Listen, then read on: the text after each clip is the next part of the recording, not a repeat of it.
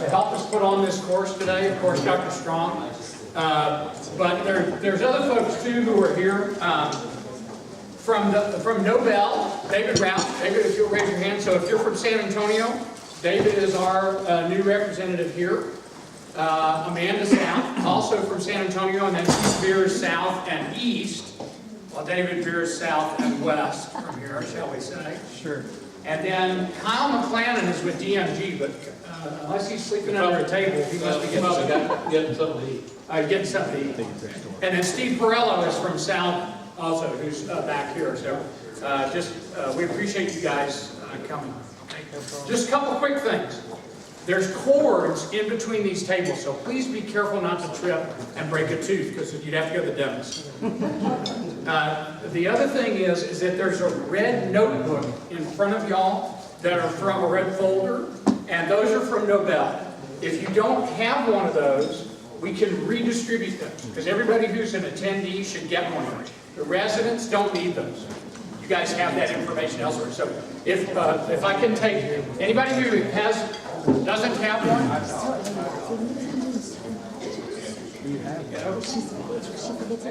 Anybody else does not have one? Until the first of the year.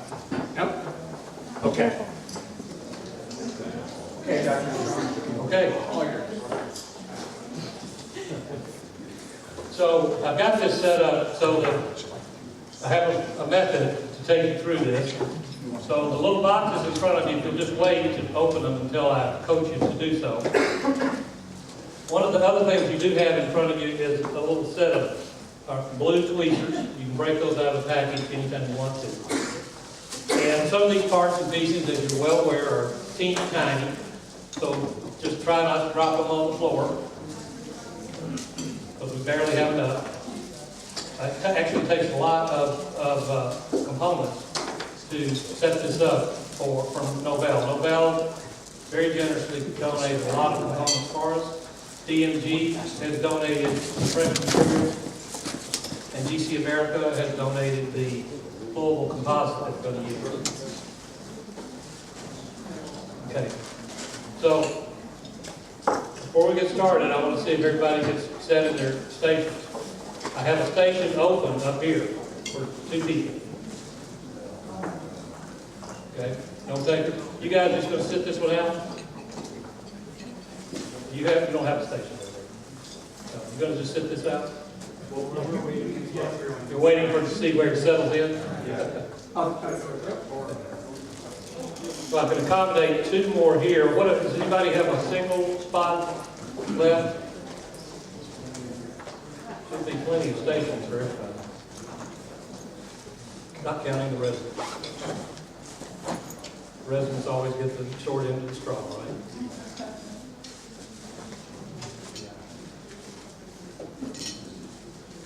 Okay. Okay, so I think we've pretty well covered the fact that we need strutting. We need to split the impression coatings together in order to make the impression correctly and really accurately.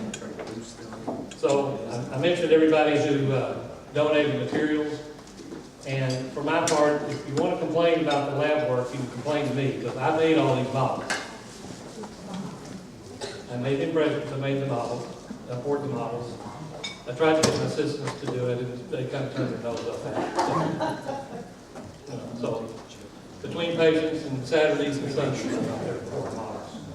Okay, so here we have some of your models are Dystone, Dikene, green stone, some of them are yellow buff stone. They're all from the same type of impression.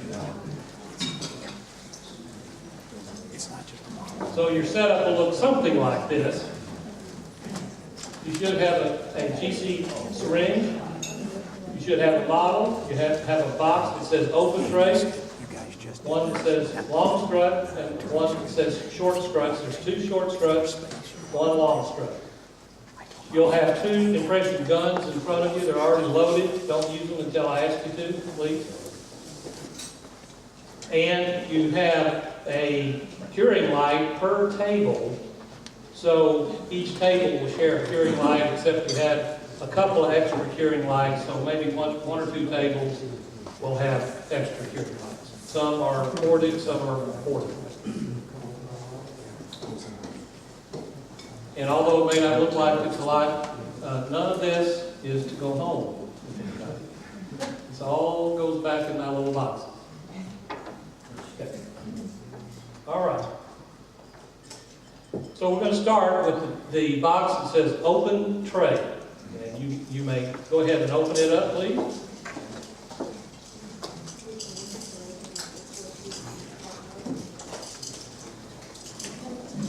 And you'll have a unigrip driver and 4 impression copings in that box. What I would like for you to do, as you see on this video, you're going to connect in each of those open tray impression copings. You're going to connect those to each of the 4 multi-unit buttons. We're going to treat the models as if they're the mouth. You're getting this ready for the intraoral impression.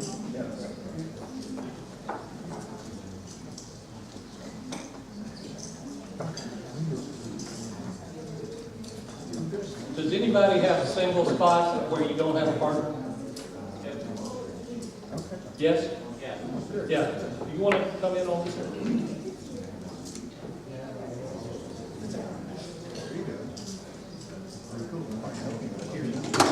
You got a chair there?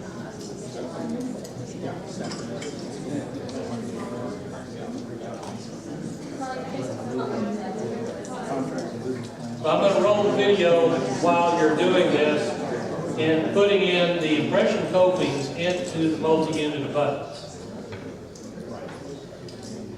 And the mouth, you will only finger tighten these as well. You don't have to torque these screws into place. This is the way you'll buy the open tray impression copings from Nobel. So just get them seated onto each one of the 4 and screw it down.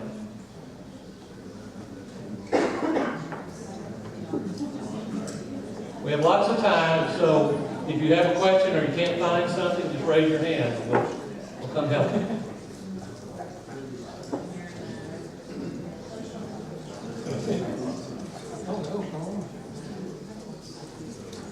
So as you do each one,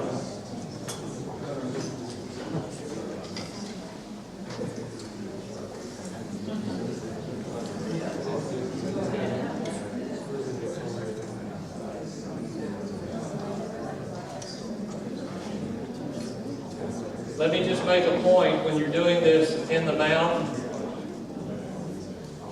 When you're doing this in the mouth, you are well advised to have a backstop, to have a trap.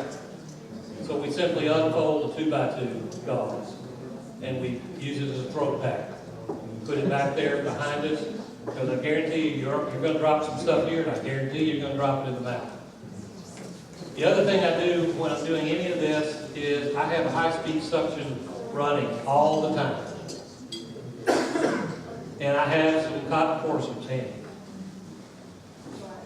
Okay, so all of that's a good idea just to get in the habit of doing because, you know, it's always going to happen on the worst person and down the hatch it goes. It's a high volume thing that I think we'll hear is in the track. That's right, that's what I want to hear. That's right. Okay.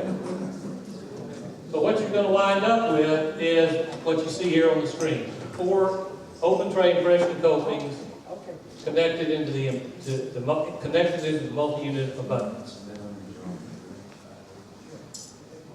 So we wouldn't x-ray this yet. We're going to go ahead and strut them before we would take the x-ray.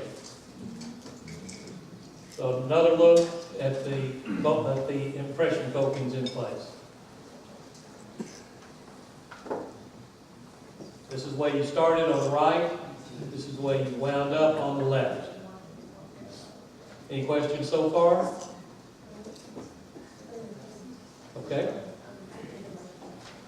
Take a look at this on the screen. You won't have to do this, maybe never, unless you're the one doing the surgery. But in rare occasions, I have to place a multi-unit button. So the surgeon had already placed the posterior ones. I had to place the anterior ones. So this is just a video of us. There's the multi-unit button, 17 degree multi-unit abutment for 3.5 mil valves. There's a little positioning rod that's in purple. You see that, Judy? Yes, sir. The screw for an angled multi-unit abutment will come in from the side, so to speak, of the abutment.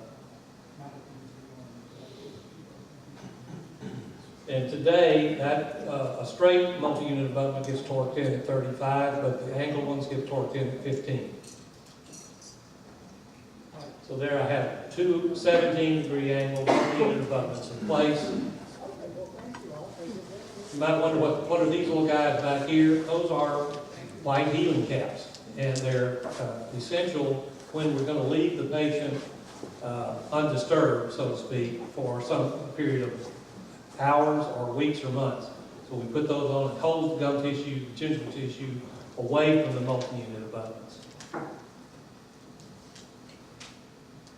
Now, let me just coach you what you're going to do. I want you to watch this on the video, and then you can go do it.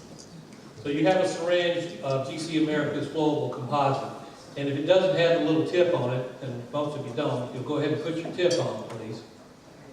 Take the flat tip off, put the curved tip on.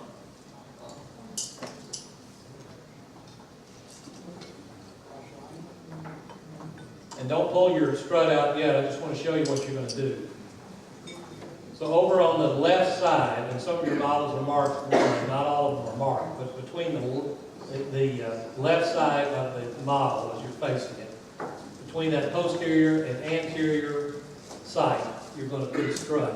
Why do I use GC America flowable composite? Because it has the least shrinkage of anything I can find.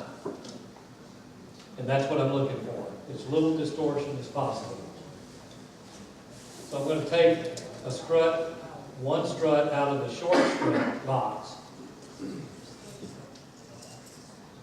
One of you will take your blue tweezers and hold that adjacent to the two impression coatings, while the other one syringes in the flowable composite. Hang on, don't do it yet. Got a reason for making you wait. Just watch that. You're going to syringe your flowable composite around that on both sides. And the reason I don't want you to do it yet is because you may not have a curing light handy. So when you want to wait until you've got a curing light next to you or adjacent to you to do this. And cure it for, here it doesn't matter, 20, 30 seconds per cycle. And I cure it, I put enough on the facial to get the strut set. And then I come around to the lingual and put some more on the lingual and set that. Okay, go for it.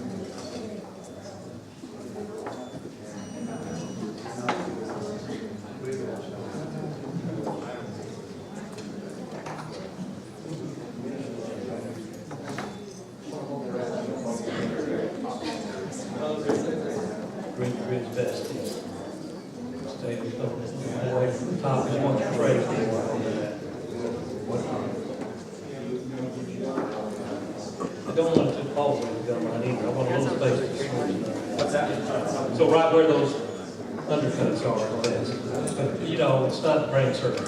Is this one of y'all's slides or do you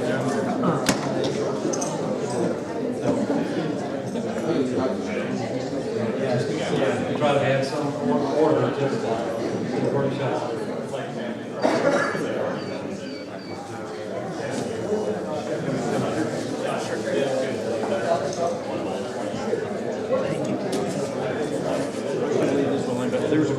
circle and labels.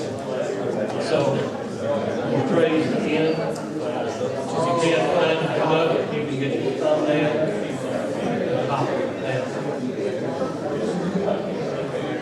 We made trays for the conditioning suppression first, and then we made these after the next evolution. Because we wanted something that's thermoplastic, and we put that in a water bath. And hold it.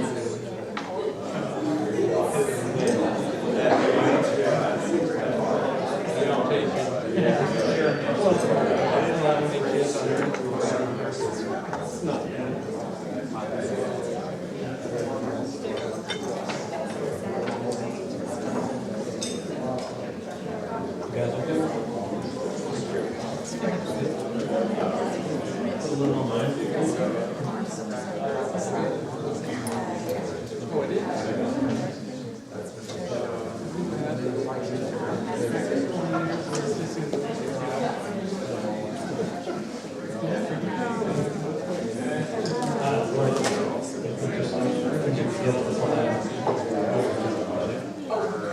These struts that you may have noticed already, you cannot buy those struts.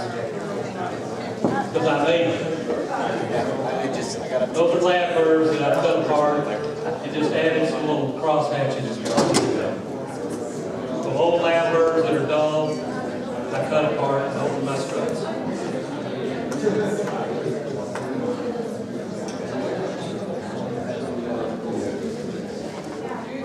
Okay, once you get through with that, move on to the center section. Use the long strut between your two anterior sights and do the same thing.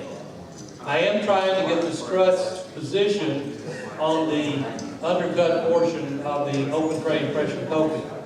So I want to leave plenty of the pin, the top of the pin exposed for the tray to go over it.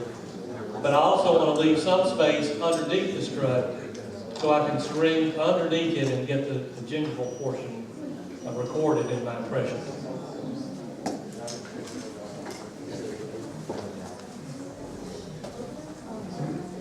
That's okay.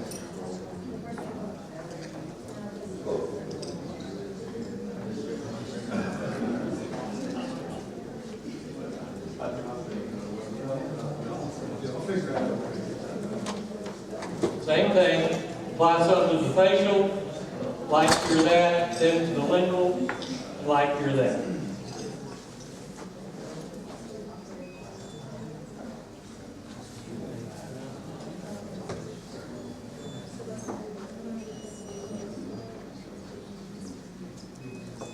And then as you can imagine, once you get through with the long strut, add the final section over there on the opposite side with your one remaining short strut.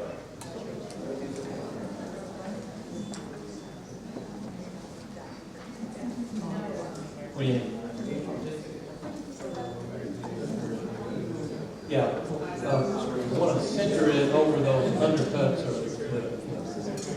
the grooves in the impression code. I want to leave as much of the top of the pin exposed for the impression tray to go over, and then also leave some room underneath it so I can string underneath that to pick up the gingival portion, the tissue side. So you kind of center it for the most part.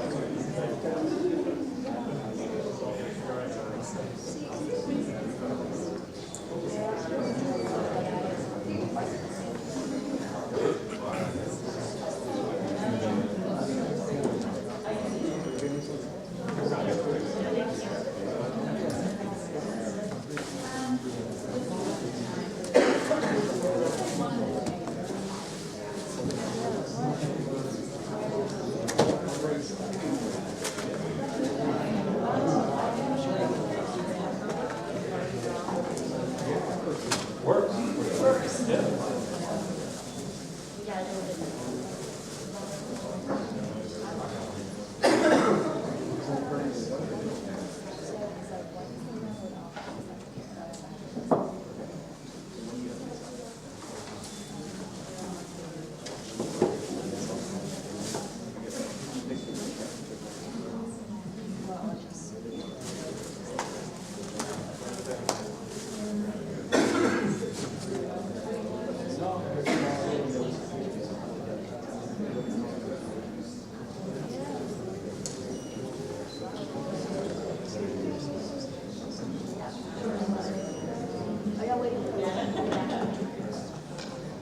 we just have one more on the right now.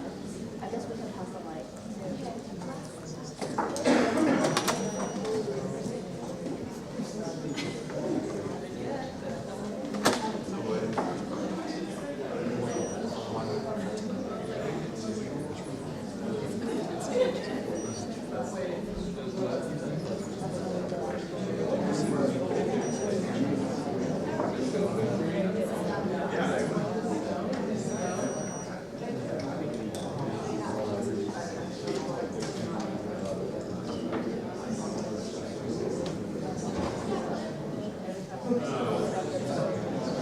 So up on the screen, you'll see the completed struts in place.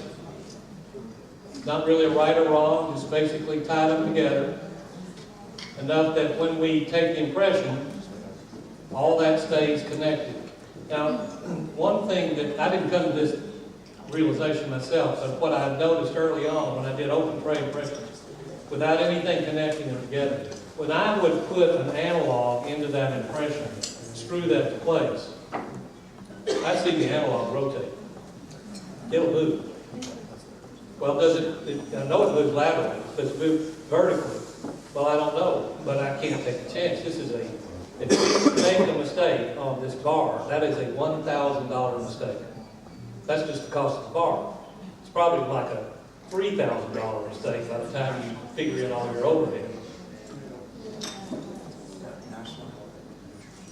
Okay, so, as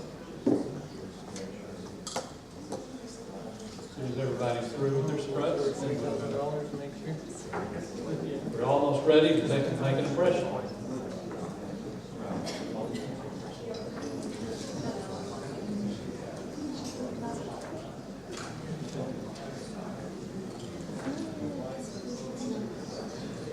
So you have an impression tray in front of you with holes cut out. I've cut those that should be pretty well spaced. You should be able to place the impression tray over the impression pins and see that the pins protrude through the tray. Now in the mouth, it's critical that you try that in, visually see the pins extending beyond the surface of the tray.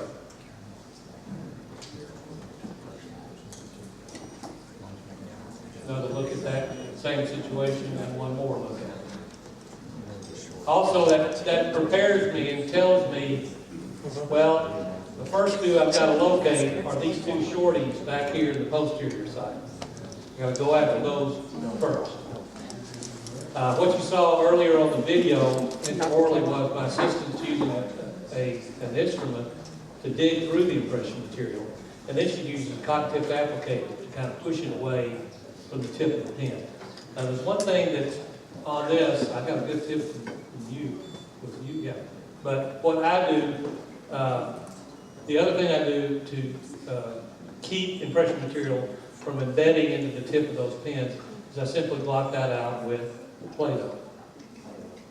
Okay, so just wipe some Play-Doh in the tip of the pen, or tell me again what your little technique is. Impression cap. The composite cartridges for the Oh, delivery, yeah. the little cap, just put the little cap over the head. You're going to dispose hundreds of those in a month or so. Centrifuge just using the cap. Yeah, so if you didn't hear that, the little small caps over a composite tip. Good idea.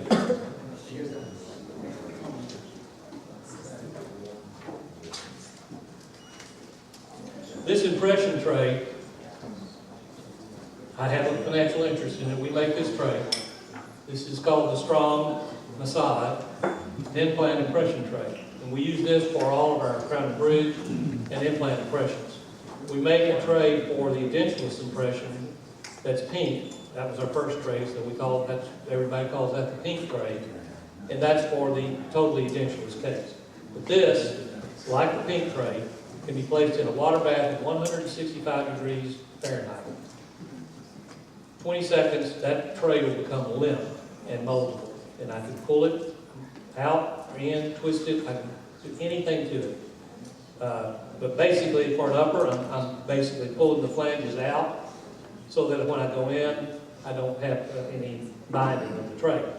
But from the water bath to the mouth, it's cooled to 150 degrees. It's not hot by that time, and you're holding it in your hand and you can tell it's hot. When we put it in, you saw the video of the patient doing a lot of cheek manipulation, pooch and smile, all of that jazz, which will, the tray is still soft enough for the patient to mold it, and it becomes your custom tray. So this tray and this impression material is what I use exclusively. I use this material for all my diagnostic casts. I hardly ever use alginate anymore. I almost always use polyvinyl siloxane. It costs you $12 to do polyvinyl siloxane impression. It costs you $2 to do an alginate impression. But I have a lot of need for repouring impressions a lot of times, or coming back even weeks or months later and repouring. The other thing that I found was, I'm not in a rural area. Arkansas is a rural state, but Little Rock is the center of the state. But I have patients that drive 3 hours to get to us.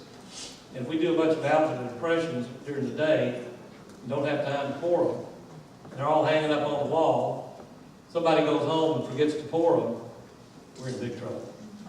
Or if we simply blow the pour, and the patient is 3 hours away, getting them to come back 3 hours for an alginate impression is not very conducive to confidence, right? So I love my polyvinyl siloxanes. I can go back to it and pour it a year later if I need to. Okay. So we're going to simply set our impression tray over the open tray impression coatings and just confirm that everything sits together. If you'll just watch the video, and then we'll go right into the impression.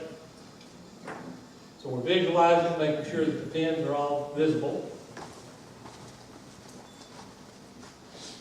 We're going to load our tray material first.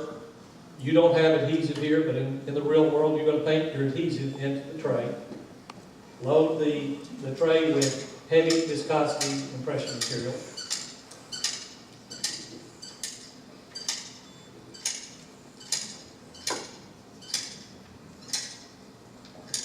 In the real world, one assistant is loading this while I'm injecting light viscosity under and around the struts. So I'm doing this while she's loading the tray.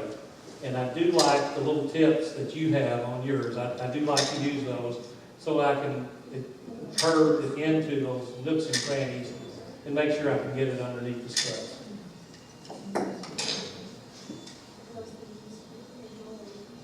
Seat the tray.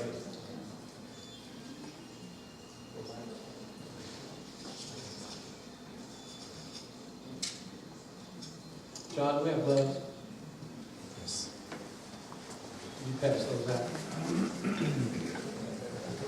So you can glove up and put to wipe away this area over the pins. So we're going to need to have you do that in order to remove the impression. Small right here and medium. Oh, that's large right there.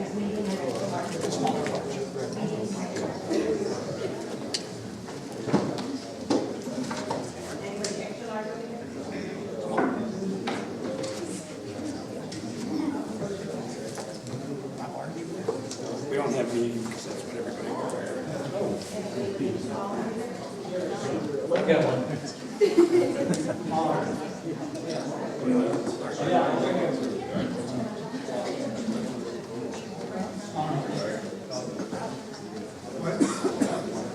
That's small.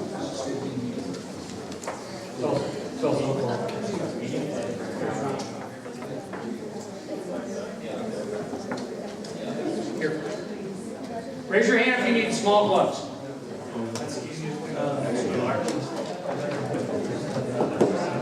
Raise your hand if you need large. That's what I need. Okay, go ahead. If I don't give you two, let me know.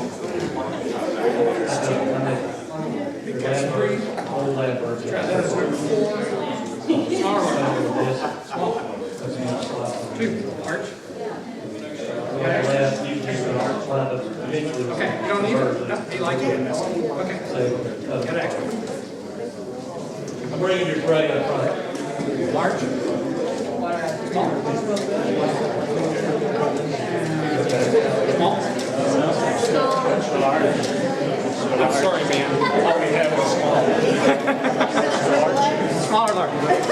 you might have super long fingernails. Swap out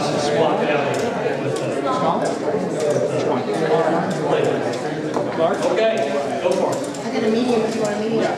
Medium. They can keep me a medium. Somebody just gave them that. Small and large. Okay, can I get another? Small? Yes. I'll give you the whole box. How's that? All right.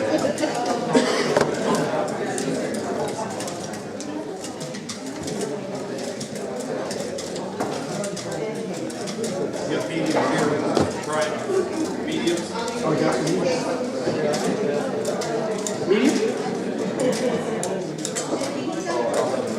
Medium. They're having it. Okay, there. What you want? Everybody, please make sure to do this on a little piece of paper and not on the tablecloth. A little tray of it.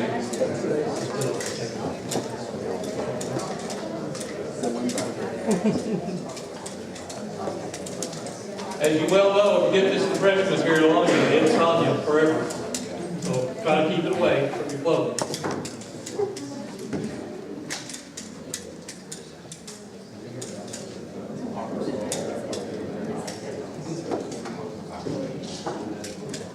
Good. See all the ends? 1, 2, 3, 4. That's what I'm. Yeah.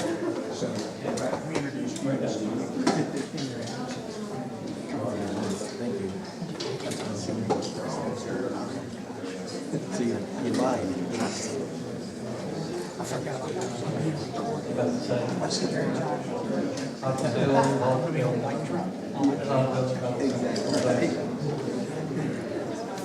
It's very fixed control, so it does not run as much as it deserves. But it's still slow, like for crown rate. Yeah. Right. 3 minutes set time for this pressure, I'll start unscrewing it to 2.5 minutes. It's going to be 3 minutes before we get it out.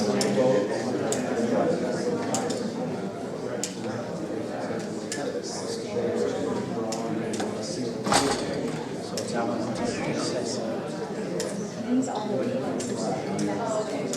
He's been traveling. Or is that what he usually does? Yeah. Well, I guess that's what you.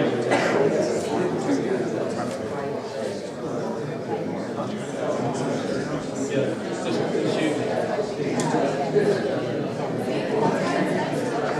Well, that's what you want a regular set.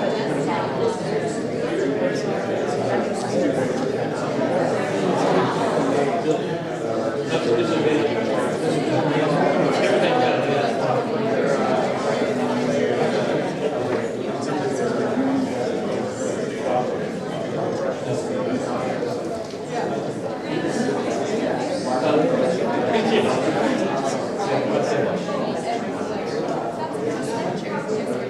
Okay. Just let it continue to set.